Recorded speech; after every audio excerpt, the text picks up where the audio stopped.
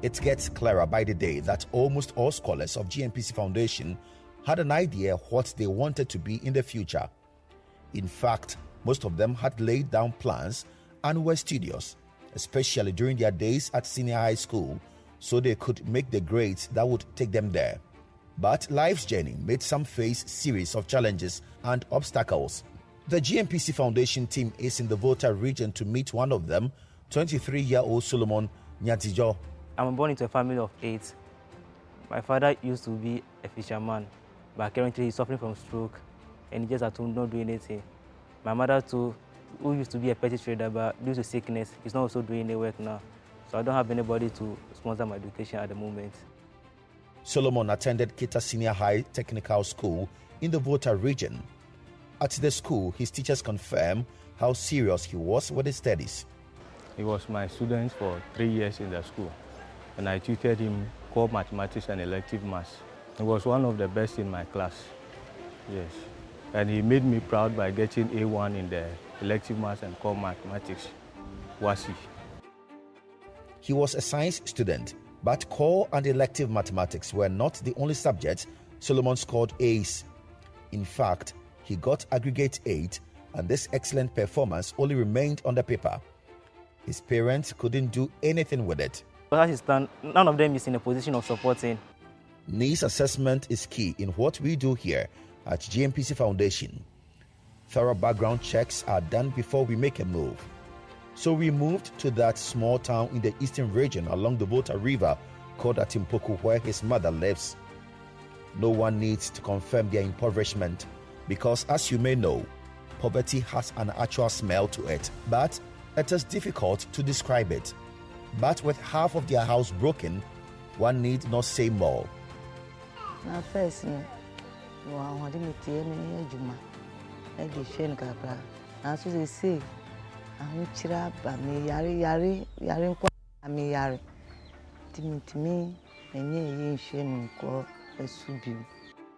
Solomon is not lazy. He told himself then that he would find some work to do and earn and save towards furthering his education. And the job he found will shock you. So after the senior high school, I moved to Kasua to search for a job. But after a long search, I'm not getting a job. When someone linked me to a coconut selling shop at Agbogba. So that's why I went. And the fee supposed to be 400 cedis a month. But you pay for your feeding and everything or at the end of the month. A young man determined to make it. No job is useless if it can at least put food on the table. But behind his table and chair at the Kita Senior High Technical School, no one had an idea he was struggling. I got to know about some of his financial issues, especially after school, where he had the challenge of getting financial support to continue his education. No teacher would wish to see this brilliant student in such a situation. His headmaster talks about how it feels like to have a student in such a difficulty. There are times that some of them leave, and we do some tracer studies to see how our students are doing outside. And sometimes we hear of some of them not being able to progress, basically because of financial challenges. In fact, we become distressed when we hear such reports. And as an institution, we also look for sponsorship for them. Sometimes we appeal to the old students to help us. Sometimes we appeal to the parents, the PTA, to help us. In this particular case, this is a very brilliant student who's been doing very well. And it was our expectation that after finishing his course here, he would have progressed. Only for us to hear later that he couldn't progress due to financial challenges. This is what poverty can do. It can be so potent that it can damage people's health, education, social, and emotional well-being. It then finally jeopardizes their future. I was among one of the best students, so everybody hopes. So if the school results are out like that, they have which school are you going and those stuff. And people that, excuse me, say like you know that you're better than them, but they're all in school and all those stuff.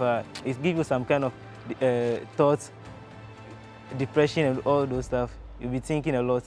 You can't focus. I felt sad, but there was not that much we could do because the financial support that he needed wasn't in our range. Agbogba there is close to Medina, and the food prices are also expensive. So at the end of the month, all the money you have taken is all into like food.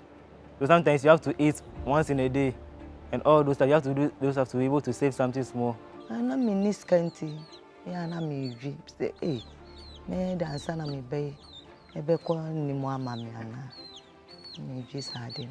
Whilst his mother was brooding over his future, Solomon was also busily pushing the truck carrying his coconut on the streets of Accra, hoping help will locate him one day and get his story changed. Well, feel free to wear some smiles now because that happened. A customer engaged him one day. Yeah, she said she had the GNPC people, so she told us there are people that take care of students, people who are brilliant at this before, but they don't have any help. So after that, she talked to them, and they called me, and they asked me, why do I need this one? So I have to explain myself, tell them.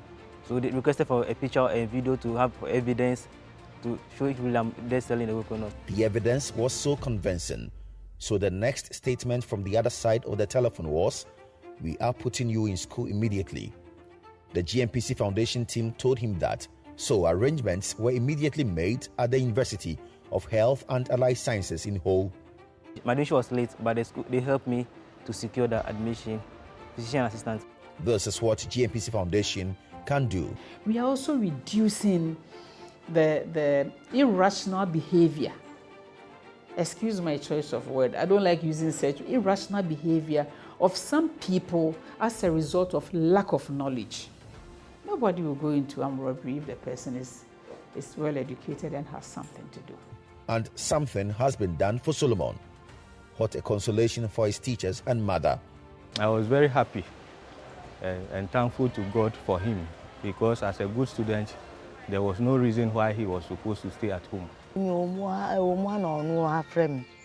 Say obinwa onya obinwa oma oko school am si me rade me dan ase say waye boafo ama me ba no te ho na me du meka satam na me wo pando ti me du meka pro ekocha no wo.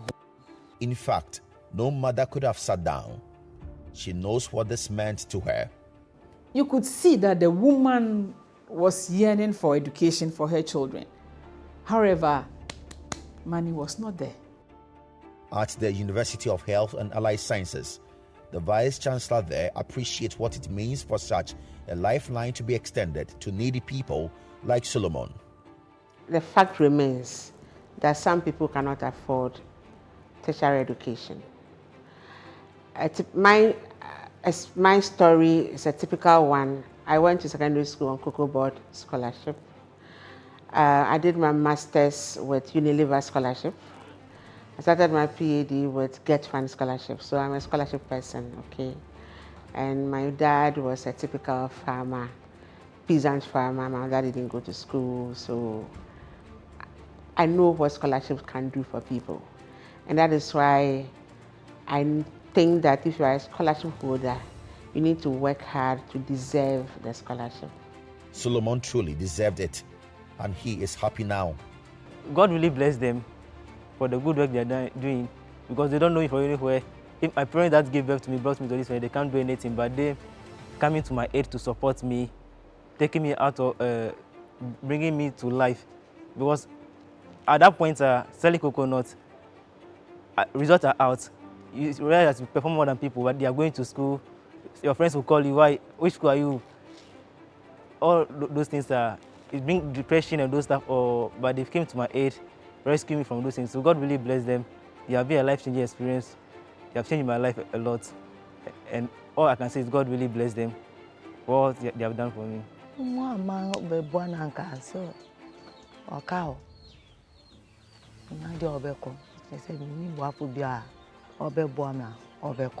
The GNPC Foundation scholarship means a lot to his teachers. Well, our students usually get scholarships, but I don't know any one of them that has gotten this particular scholarship. So I was very much surprised how he got his way through. And I'm much pleased that it actually happened. GNPC came his way and they were able to secure a sponsorship for him. And now he's happily studying in the university. We are more than happy to hear that. So in the first place, I want to use this opportunity to say thank you to GNPC for the great job they have done for us and for humanity. Selecting the needy is important. And so this opportunity will be a life-changing experience for him, for his family, for his community, for whatever groupings he belongs to, because when you are educated and it increases your financial powers, people around you also benefit. So I'm sure that this opportunity to the gentleman is going to be a life-changing one for the people around him. You've done extremely well indeed. To have, I know that it's not only UHAS that you support, the number of students you support across the country. I mean, it's a tap on the shoulders of the NPC. Solomon aims at becoming a medical doctor in the future. He is ready to upgrade himself when he is done with his physician assistance program. And because GNPC empowers dream, so this dream would be realized.